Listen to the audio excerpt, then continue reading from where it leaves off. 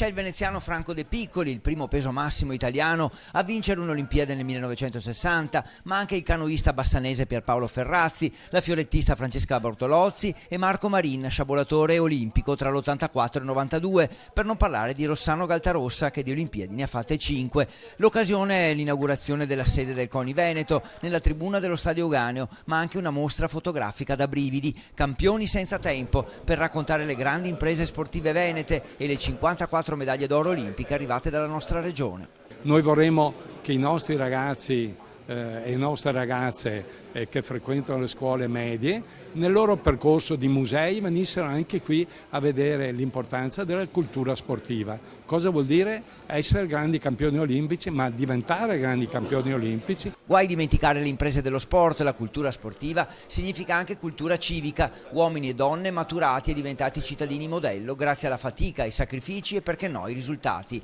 Si vince, qualcuno pensa che serva la fortuna serve perché tutto quello che si è fatto e deve essere fatto in misura importante, abbondante e attenta funzioni al meglio, quindi c'è